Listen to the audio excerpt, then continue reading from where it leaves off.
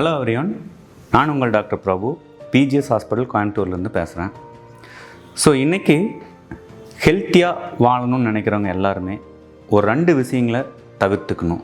அது என்ன அப்படிங்கிறத இந்த வீடியோ மூலிமா நான் சொல்லிக்க விரும்புகிறேன். ஸோ எங்ககிட்ட ஆஸ் அ கார்டியாலஜிஸ்ட் எங்ககிட்ட நிறைய பேஷண்ட் வந்து ஆஃப்டர் த ட்ரீட்மெண்ட்டோ அல்லது ஈவன் த ஃபஸ்ட்டு கன்சல்டேஷனில் வரப்போவே அவங்க கேட்குற மிக முக்கியமான ஒரு விஷயம் என்னென்னா, டாக்டர் என்ன சாப்பிடலாம், என்ன சாப்பிடக்கூடாது.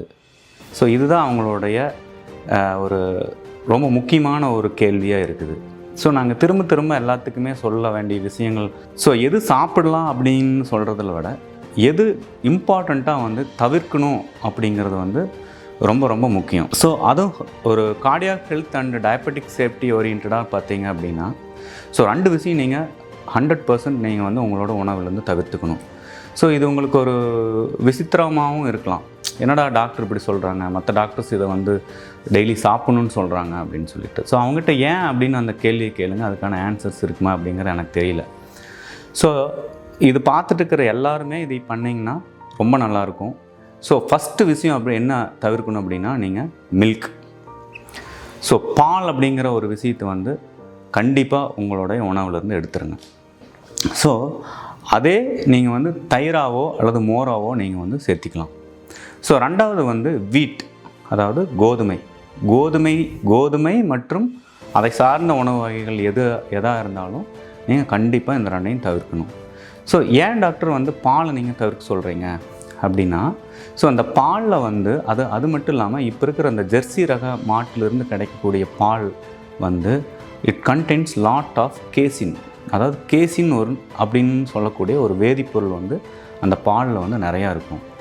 ஸோ ஏன் இந்த கேசினோட இருக்கக்கூடிய பாலை வந்து நம்ம எடுத்துக்கிட்டால் அப்படி என்ன பிரச்சனை உடம்புல வரும் அப்படின்னு கேட்டிங்க அப்படின்னா, ஸோ இது வந்து it will leads to leaky gut syndrome அப்படின்னு சொல்லுவோம். அதாவது வந்து நம்மளுடைய குடல் இருக்கு இல்லையா, அதில் வந்து ஃபஸ்ட்டு வந்து ஸ்டமக்குன்னு சொல்ல இறப்பை இருக்கும், அதுக்கப்புறம் சிறுங்குடல், பெருங்குடல் அப்படின்ட்டு இருக்கும். ஸோ இது வந்து என்னென்னா செரிமானத்தை முழுமையாக்கக்கூடிய ஒரு விஷயங்கள் இதெல்லாமே குடல். அதாவது நம்ம சாப்பிடக்கூடிய உணவு வந்து வயிற்றிலிருந்து சிறுகுடலுக்கும் அங்கேருந்து பெருங்குடலுக்கும் போய் மலமாக வந்து வெளியே வரும்.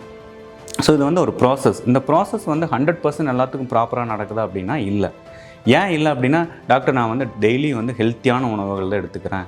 ஸோ நீங்கள் ஹெல்த்தியான உணவுகளை எடுத்துக்கிட்டாலும் உங்களுடைய கட் அப்படின்னு சொல்லக்கூடிய இண்டஸ்டைன், உங்களுடைய குடல் வந்து ஹெல்த்தியாக இருக்குதா அப்படின்னா, இங்கே இருக்கிற இந்தியன்ஸில் நியர்லி 60 to 70% ஆஃப் த இந்தியன்ஸ்க்கு வந்து ஹெல்த்தியான கட் இல்லை. ஸோ ஏன் ஹெல்த்தியான கட் இல்லை, அது எப்படி தெரிஞ்சுக்கலாம் அப்படின்னா, இது லீக்கி கட் சிண்ட்ரம் அப்படின்னு நம்ம சொல்லுவோம். அதாவது நம்ம சாப்பிடக்கூடிய உணவு வந்து முழுமையாக செரிமானம் அடைந்து அதில் இருக்கக்கூடிய சத்துக்கள், மினரல்ஸு, வைட்டமின்ஸு, தாதுப்புக்கள் இது எல்லாமே வந்து முழுமையாக நம்மளுடைய உடம்புக்கு சென்றடையுதா அப்படின்னா இல்லை. ஏன் இல்லை அப்படின்னா, நம்மளுடைய இண்டஸ்டைன், ஸ்மால் இண்டஸ்டைன்லையோ அல்லது லார்ஜ் இண்டஸ்டைன்லையோ இருக்கக்கூடிய ஃப்ளோராஸ், அதாவது பாக்டீரியாஸ் வந்து நிறையா வந்து அது வந்து கெட்டு போயிருக்கு, அதை இறந்துடும். அதனால் என்ன ஆகும் அப்படின்னா, நீங்கள் சாப்பிடக்கூடிய உணவுகள் வந்து முழுமையாக அதை வந்து அப்சர்வ் பண்ண முடியாது. ஏன்னா நிறையா பாக்டீரியாஸ், ப்ரீபயோட்டிக்ஸ்னு சொல்லுவோம். அந்த பாக்டீரியாஸ் வந்து குடலில் நிறையா இருந்துச்சுன்னா மட்டும்தான் இந்த சத்துக்களை பூரா அது சக் பண்ணி உறிஞ்சி நம்ம குடலுக்கு கொடுக்கும். ஸோ இது இல்லாத காரணத்தினால உங்களுக்கு போதுமான அளவு எனர்ஜி வந்து கிடைக்கிறதில்ல. சத்துக்கள் வந்து வெளியே மலமாகவே பாதி வந்து வெளியே வந்துடும். ஸோ நீங்கள் எவ்வளோ ஹெல்த்தியாக சாப்பிட்டாலும் இது வந்து இந்த பாக்டீரியா இல்லாதனால வந்து இது வந்து வெளியேற்றப்பட்டுரும்.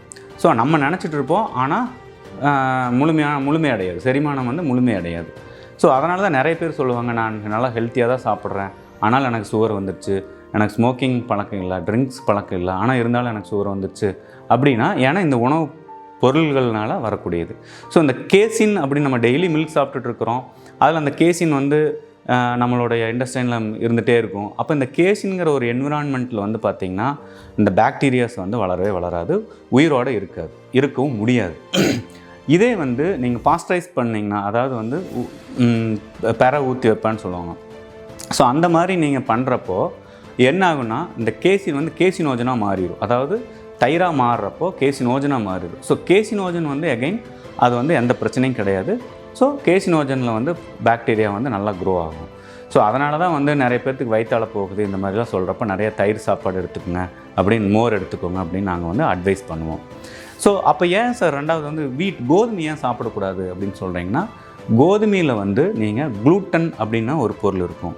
ஸோ இந்த குளூட்டன் அப்படிங்கிறதும் ஒரு மிக மோசமான ஒரு பொருள். அதனால் நீங்கள் வெளியெல்லாம் போய் மாவெல்லாம் வாங்கினீங்கன்னா உங்களோட மாவு பேக்கெட் எடுத்து பாருங்கள், ஒரு குளூட்டன் ஃப்ரீ அப்படின்னு சொல்லக்கூடிய ஒரு சீல் அதில் அடிச்சிருக்கும், ஒரு ஸ்டார் போட்டு குளூட்டன் ஃப்ரீ அப்படின்னு அதில் எழுதியிருப்பாங்க. ஸோ இதுக்கு காரணம் என்ன அப்படின்னு கேட்டிங்கன்னா, அந்த குளூட்டன் வந்து அவ்வளோ நல்லதில்லை நம்மளோட கட்டுக்கு.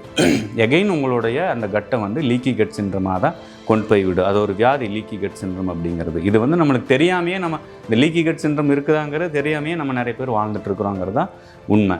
ஸோ அதனால் வந்து கோதுமையில் குளூட்டன் இருக்கிறதுனால எகைன் அந்த பாக்டீரியாக்கள் கொல்லப்படும் நம்மளோட இண்டஸ்டைனில். அதே மாதிரி பால் இருக்கக்கூடிய கேசின் அப்படிங்கிற பொருள்னாலையும் நம்மளுடைய நார்மலாக இருக்கக்கூடிய பாக்டீரியா, அதாவது ஹெல்த்தியாக வச்சுக்கிறதுக்கு நம்மளோட குடலுக்கு உதவக்கூடிய பாக்டீரியாவில் வந்து அழிக்கப்படுது. அதனால் இந்த ரெண்டையும் மெயினாக நீங்கள் தவிர்த்துட்டீங்க அப்படின்னா இது நல்ல ஒரு ஹெல்த்தியான கட்டை நம்ம வந்து வச்சுருக்கலாம். அந்த ஹெல்த்தியான கட்டு இருக்கிறாங்கிறப்போ நியர்லி 90% ஆஃப் த டிசீஸ் வந்து உங்களுக்கு வராமல் தவிர்க்கலாம் அப்படிங்கிறத தெரிவிச்சுக்கிறேன். நன்றி, வணக்கம்.